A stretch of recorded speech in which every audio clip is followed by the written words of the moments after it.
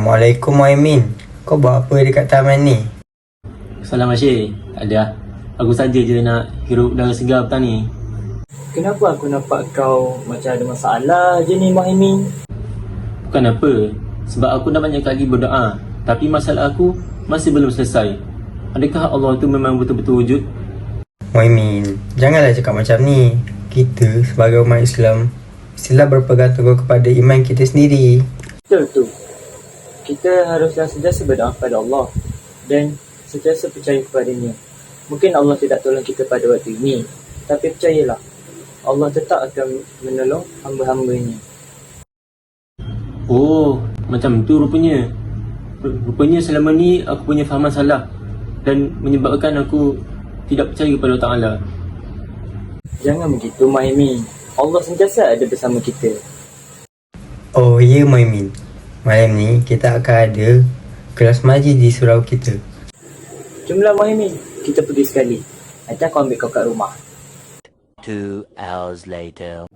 Assalamualaikum korang bertiga. Buat apa kat luar ni? Jomlah kita solat maghrib sama-sama. A few moments later. Bismillahirrahmanirrahim. Assalamualaikum warahmatullahi wabarakatuh.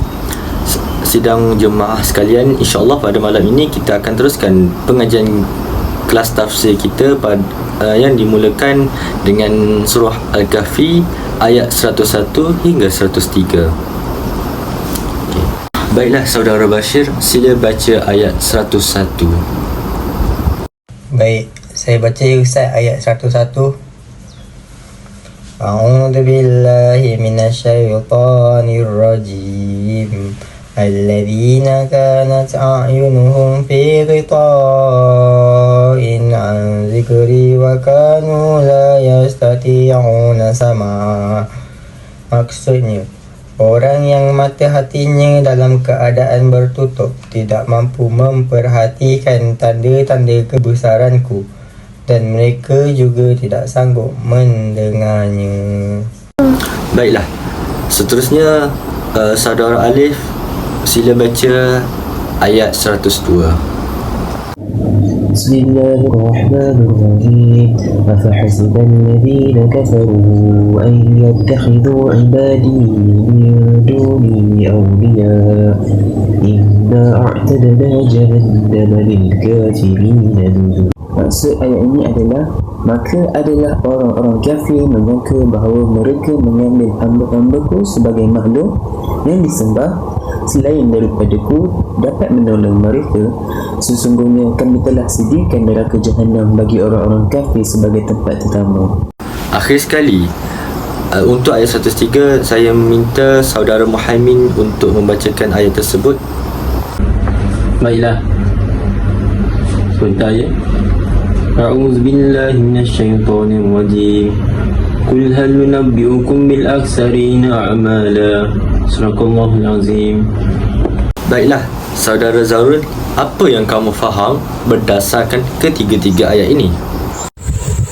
Apa yang saya faham dalam surah Al-Kahfi ayat 101 hingga 103 adalah Allah menjelaskan bahawa orang kafir yang menyembah selain daripada Allah tidak memberi manfaat kepada mereka sedikit pun, dan Allah telah menyediakan neraka jahanam bagi orang-orang kafir sebagai ganti dari apa yang mereka sajikan untuk sembahan-sembahan mereka. Allah juga memberitahu tentang orang-orang yang paling rugi dalam sesuatu perbuatannya.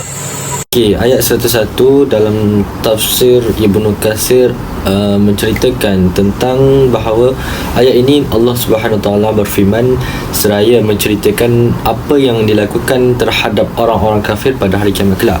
Dia akan memperlihatkan jahanam kepada mereka agar mereka menyaksikan azab dan sesaan yang terdapat di dalamnya sebelum mereka masuk ke dalamnya.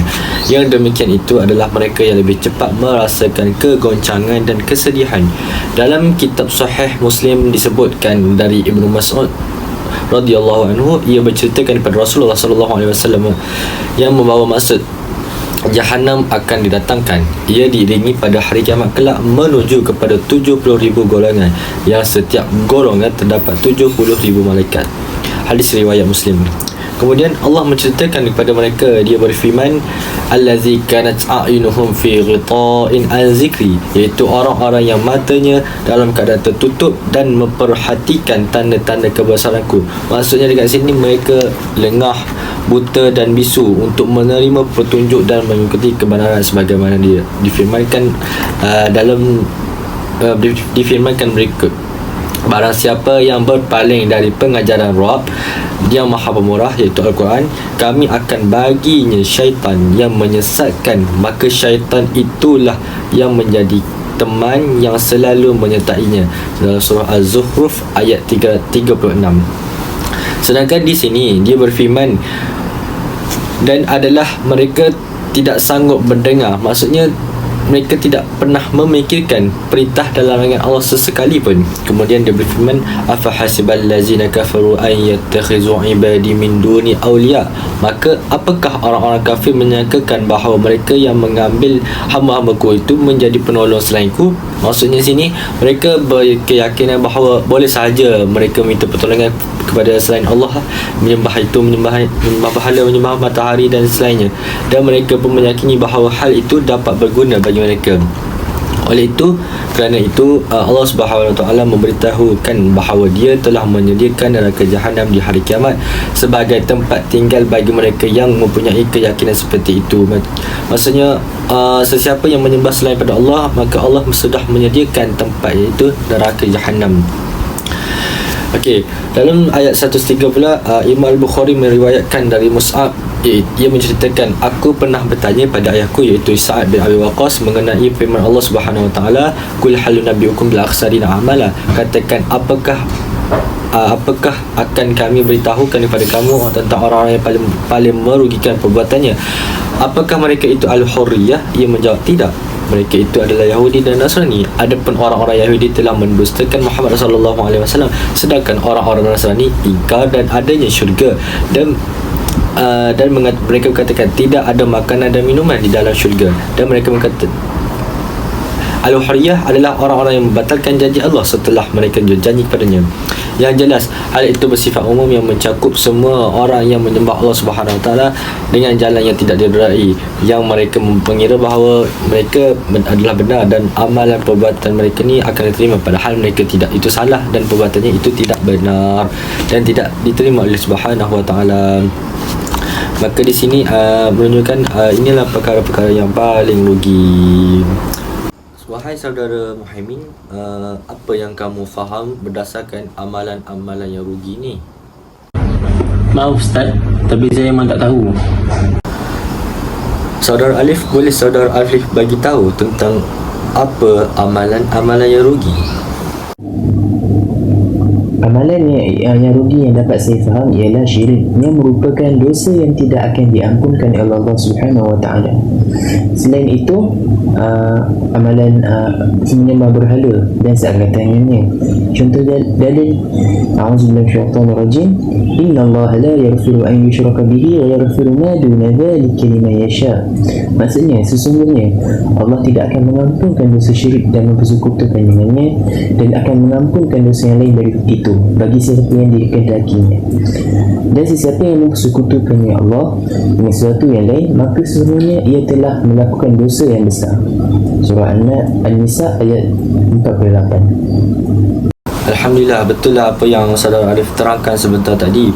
Syirik ni merupakan amalan-amalan yang rugi dan takkan diredai oleh Allah Subhanahu Wa Taala, dan juga ia amalan yang dimurkai oleh Allah. Dan siapa yang menyengajakan syirik ini adalah neraka Jahanam tempatnya. Ustaz, saya nak tambah satu lagi dalil yang berkaitan dengan sembah Allah. Okey, saya terangkan ya. A'udzu billahi minasyaitonir rajim. Wa qalu ittakhadallahu walada subhanahu bal lahu ma fis samawati wal ard kullu lahu qanitun. Dan maksudnya, dan mereka berkata Allah mempunyai anak. Maha suci Allah, bahkan miliknya lah apa yang di langit dan di bumi, semua tunduk kepadanya. Ustaz, Saya pun ada nak tambah lagi dalil, iaitu daripada surah Az-Zumar ayat 3. A'udzubillahi minasyaitonirrajim. Ala lillahi ad-dinul khalis walladzina ittakhadhu min dunihi awliya'a ما نعبدهم إلا ليقربونا إلى الله زلفى إن الله يحكم بينهم فيما هم فيه يختلفون إن الله لا يهدي من هو كاذب كفار. Sadaqallahul Azim.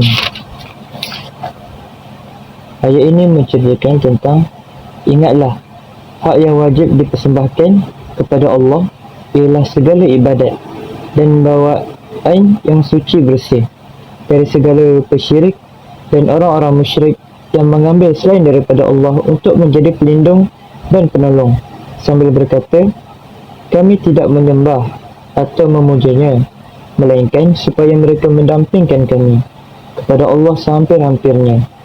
Sesungguhnya Allah akan menghukum di antara mereka dengan orang-orang yang tidak melakukan syirik tentang apa yang mereka berselisihan padanya. Sesungguhnya Allah tidak memberi hidayat petunjuk kepada orang-orang yang tetap berdusta, menyatakan yang bukan-bukan, lagi sentiasa kufur dengan melakukan syirik. Ustaz, maafkan saya ada satu soalan. Adakah patut kita beriman dengan Allah Ta'ala? Ya, kita patut beriman pada Allah Subhanahu Wa Taala kerana dalam surah Al-A'raf ayat 54 menyebutkan Inna rabbakumullahu allazi khalaqas samawati wal ard fi sittati ayamin thumma istawa 'alal 'arsy yughshil laila wan nahar yatlubuhu hasisan wasyamsa wal qamar wan nujumu musakharatun bi amri ala lahul khalqu wal amru tabarakallahu rabbul alamin. Maksudnya sesungguhnya Tuhanmu ialah Allah yang menciptakan langit dan bumi dalam 6 masa, dalam 6 hari. Kemudian dia bersemayam di atas arasy. Dia menutup malam dengan siang yang mengikutinya dengan cepat dan menciptakan matahari, bulan dan bintang-bintang. Semua itu tunduk pada perintahnya. Ingatlah mencipta dan mengatur segala sesuatu hanyalah Allah Subhanahu Wa Taala, Maha Suci, Allah Tuhan alam semesta. Okey, itu saja. Okey. Maksudnya sesungguhnya Rabbmu iaitu Allah Subhanahu Wa Taala yang telah menciptakan langit dan bumi dalam masa 6 hari. Lalu dia bersemayam di atas arasy, dia menutup malam kepada siang yang mengikutinya dengan cepat dan diciptakannya pula matahari, bulan dan bintang-bintang. Masa-masa itu tunduk kepada perintahnya. Ingatlah menciptakan dan memerintah hanyalah hak Allah sahaja. Maha penuh barakah, Allah Rabb semesta alam. Oh, faham Ustaz. Dan ni selama ni saya masalah dan saya akan cuba ubah diri saya menjadi lebih baik. Terima kasih Ustaz. Tak apalah. Semoga selagi ada masa yang kita ada ni, kita sama-samalah muhasabah diri kita ni ke arah yang lebih baik. Maka sekadar itulah sajalah murajaah dan kelas kita pada malam ini. Dan itu apa yang kurang daripada kelemahan saya sendiri dan apa yang lebih itu hanya datang Allah Subhanahu Wa Taala. Wabillahi taufiq wal hidayah. Wassalamualaikum warahmatullahi wabarakatuh. Pengajaran yang kita boleh ambil dari surah Al-Kahfi ayat 11 hingga 103, yang pertama adalah kita mestilah memantapkan akidah kita dengan melakukan amalan-amalan yang diridai oleh Allah Subhanahu Wa Taala agar tidak terpesong jauh dari landasan agama yang benar. Pengajaran yang kedua ialah kita perlulah sentiasa percaya kepada Allah kerana tiada Tuhan yang wajib disembah melainkan Allah. Seterusnya, bagi pengajaran yang ketiga pula, kita mestilah sentiasa mempertahankan agama kita daripada dipermainkan oleh masyarakat luar, dan juga meningkatkan amalan kita dalam meningkatkan diri kepada Allah Ta'ala. Kita hendaklah berhati-hati dalam setiap perbuatan dan tindak tanduk supaya kita tidak dibelenggu perbuatan adat dan kepercayaan yang bercanggah dengan ajaran Islam sebenarnya, sehingga boleh membawa kepada dosa besar yang akhirnya menjerumuskan kita ke neraka. Jadi untuk pengajaran yang kelima, kita mestilah mendalami ilmu akidah dan tidak bertaklid supaya kita tidak terjerumus ke dalam kesesatan.